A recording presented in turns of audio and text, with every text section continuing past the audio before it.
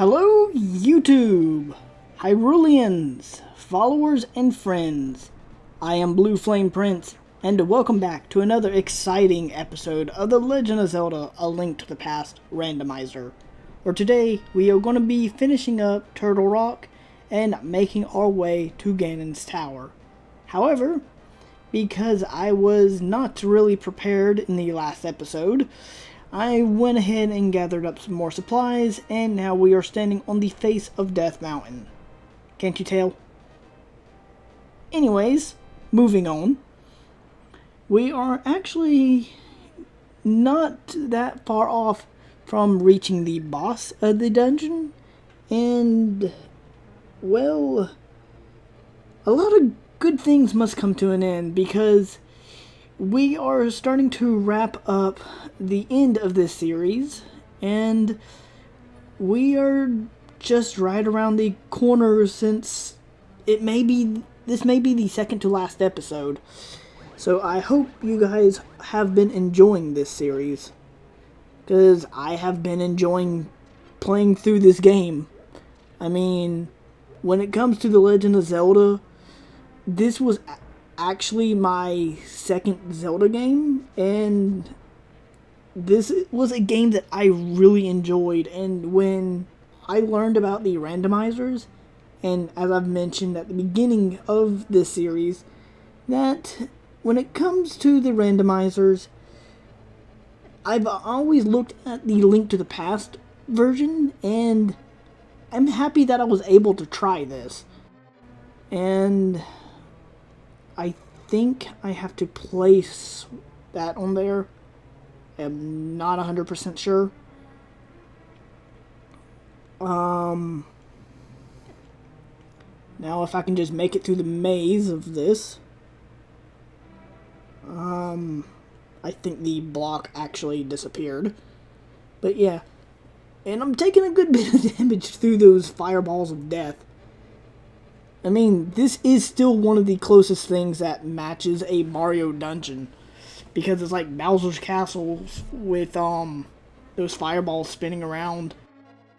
And actually one of my more favorite weapons in Smash Brothers now. Also, it seems like we did not need the block, but we are starting to need the mirror shield, which, because we have the laser eyes of death, which, if you haven't seen the last episode, yeah, they pretty much one-shot us. Especially these that's kind of already open, since even if we're not looking at them, they will continue to fire lasers until they hit us. Or until we knock ourselves off the edge.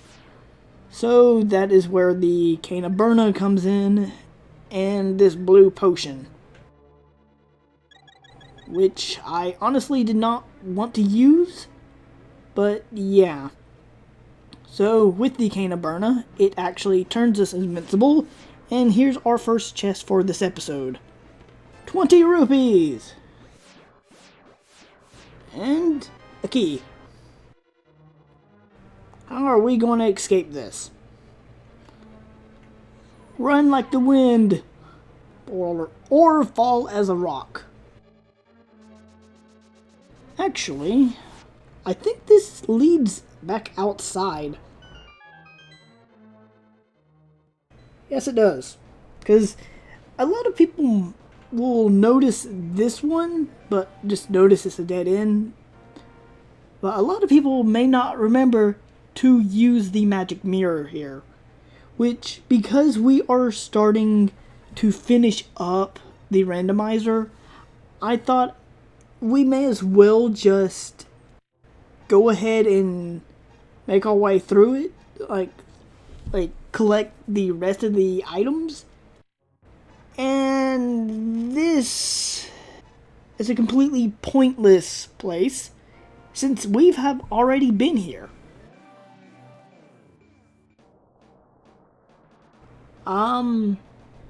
But I guess at the same time that is a place to keep in mind, where you could leave the portal at if you have to leave the dungeon and to have another quick entrance. Deal with that guy. Get our bomb back for wasting it. But yeah, there's not many more rooms left. And actually, we're going to use the power of the boomerang. Because the boomerang is our friend.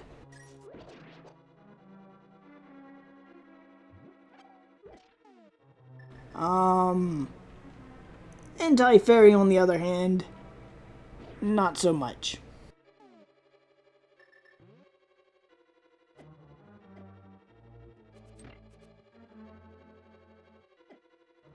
Oh no. About to say, I think I locked myself in here with it.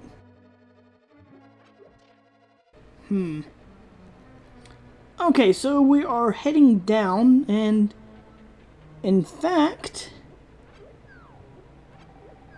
because we just refilled our magic, I believe the boss room is right on the other side of this room, and as well, there was a few things I wanted to talk about, and within one of the earlier episodes, I mentioned I've been looking back through the Link to the Past comic, and I actually remember this boss being within the comic and it starting to look like Volvolgia. However, you have the red version, the blue version, and the black version all just being dragons. And this is one of the places where the ice rod actually comes into play, because it actually helps us defeat the dragons quite quickly. However, on the other hand, it doesn't help whenever you run out of magic.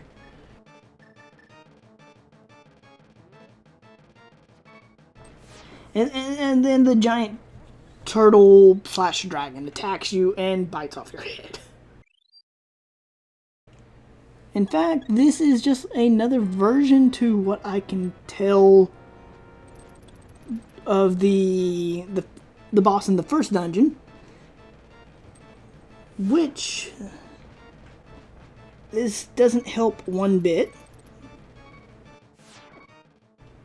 So I have learned from my mistakes, and I will correct them very shortly.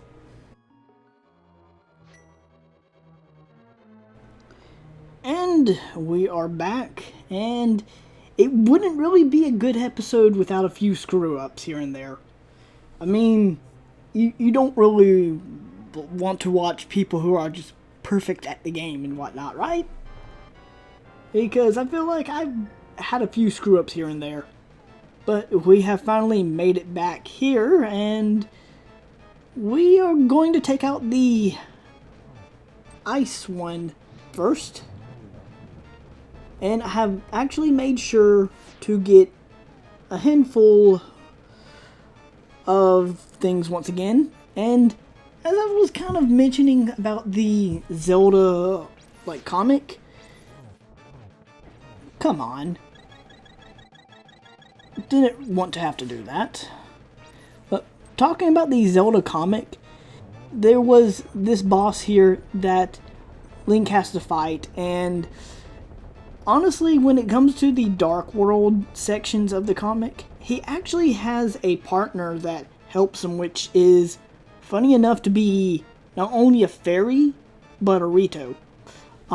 Which his name is Rome, and he also wears gladiator style armor. And he has to help Link throughout several parts of the Dark World. And as I've mentioned in a previous episode, and not really understanding why I pulled out the boomerang. Yeah. But what would the boss give us? Amazing.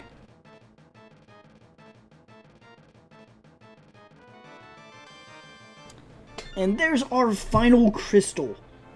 We have just completed Dungeon 2, Turtle Rock, and we can finally make it to Ganon's Tower. But, as I was getting to, there's the character Rome, which is from the comic. And he's kind of interesting, which I would think would be...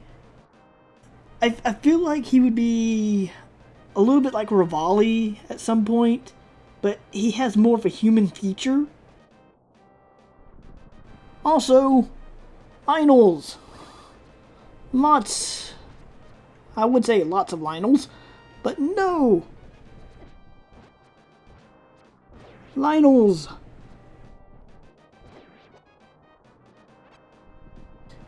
But, I don't know. Yeah. Lionel, meet Silver Arrow. There's the dark woods below us. I'm trying to think what I was getting to, because so much things is going on within this episode. Not only did we beat Turtle Rock, but we are finally opening Ganon's Tower.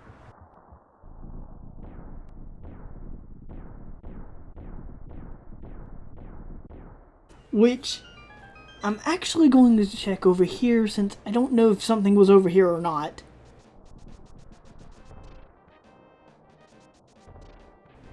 I guess not.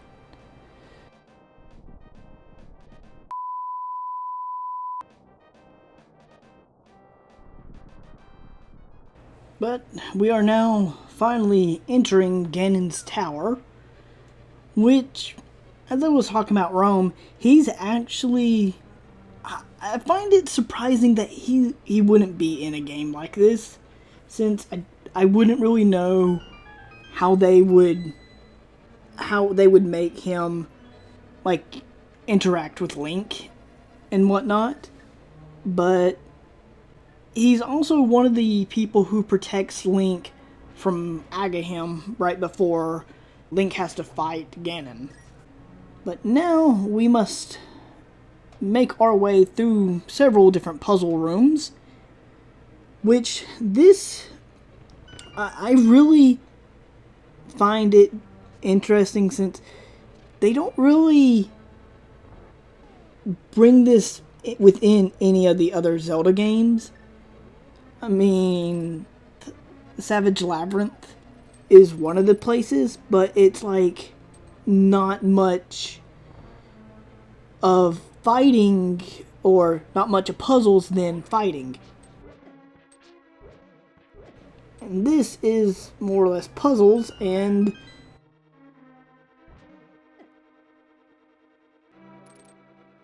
there we go. But now we have 4 chests to actually open. This is where we are going to find the last remaining items. What is within this chest?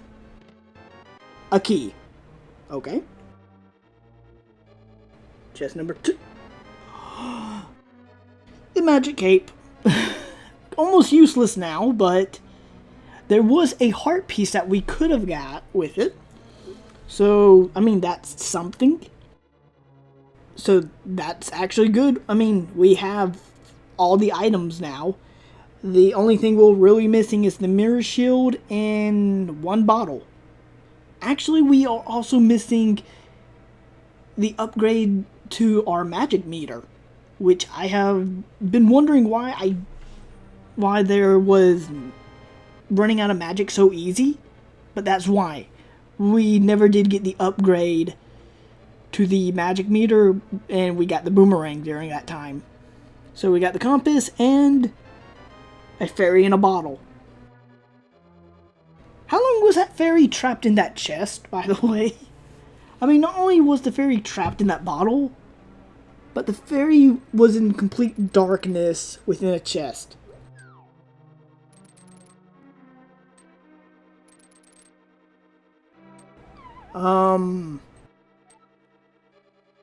Oops.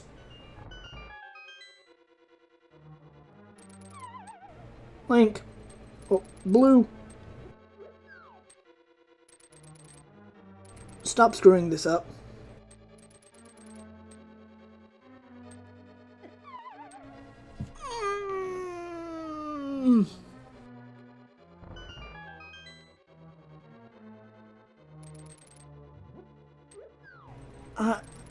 I'm not understanding. It's so sensitive. I understand it looks really easy, but the spike ball sends you flying.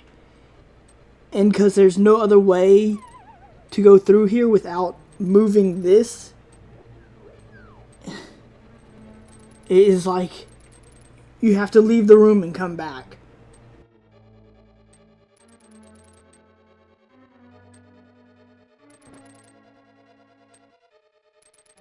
There we go.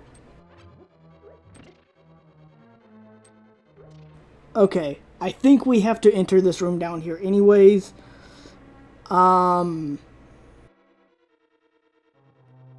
Let's see, what am I looking for?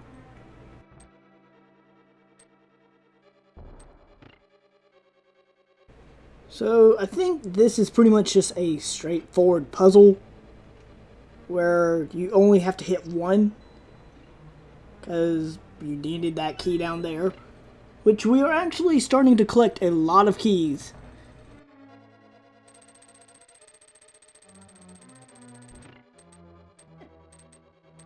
Thankfully, we got a fairy in a bottle. Now we are in the room of the fireballs of death.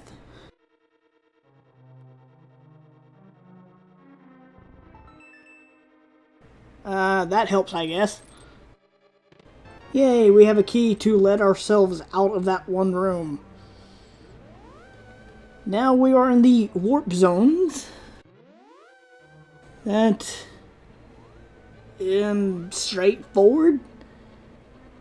However, I feel like I want to mention that when it comes to doing Ganon's castle or tower, yeah.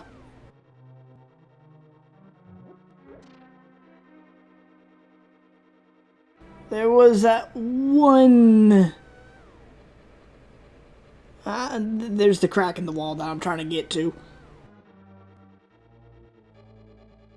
I'm not able to get there. But Ganon's tower is straightforward, I believe. It's just time consuming. Like a few of the other dungeons in the Dark World. And now here comes the one room that confuses a lot of people. However, I mean, honestly, this confused me a lot when I was younger. But having to keep this in mind, that there is, in fact, a invisible path, as we kind of seen earlier in a previous episode. And it was in the area where we got the bow and arrow at.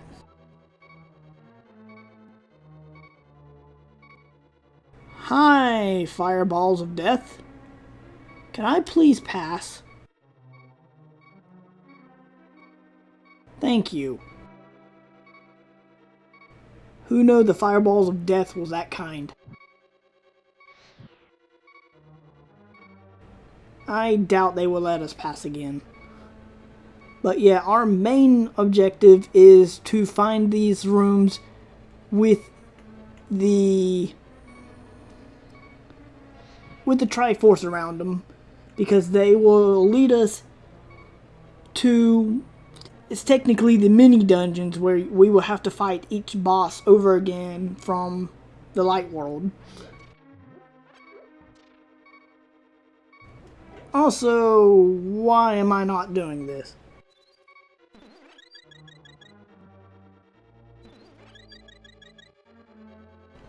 And there's our certificate. So now that we have most of the certificates, when we finally beat Ganon, we can present the certificates to to the Triforce to show them that we have done well when it came to completing the randomizer. Also, surprisingly, these guys are a lot stronger than they look because I am using the golden sword. And they die to one hit with the arrows. But how many hits? 2, 3.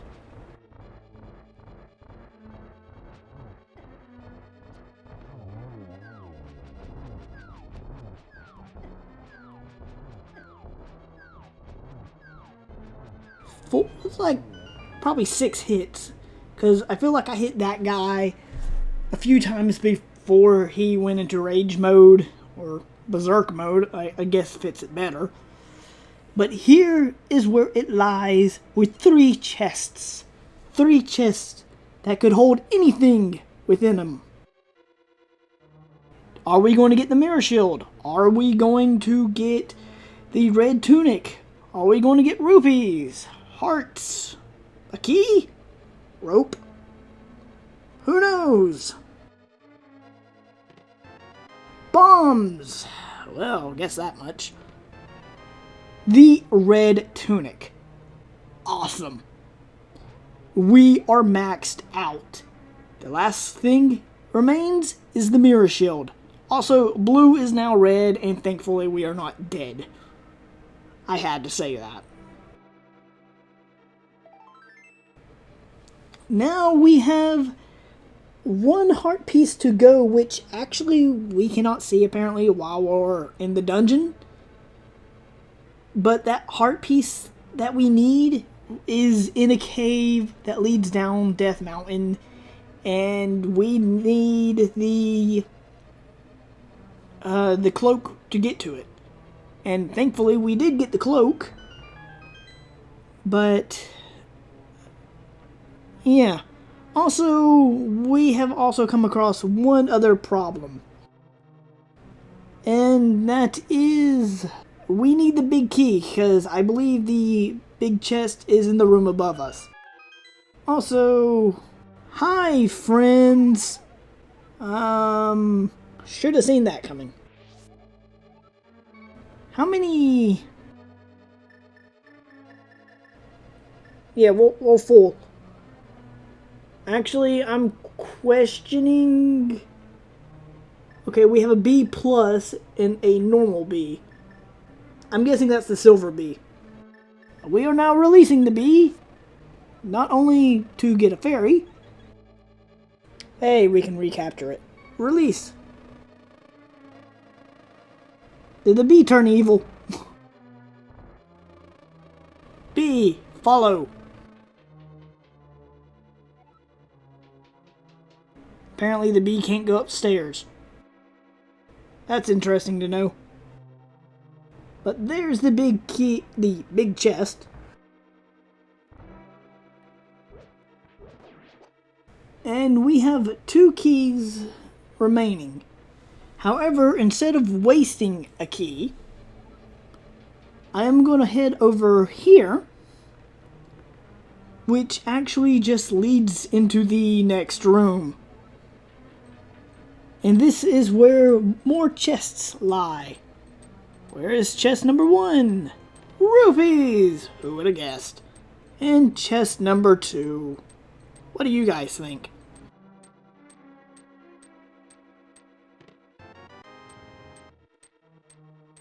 It was bound to happen.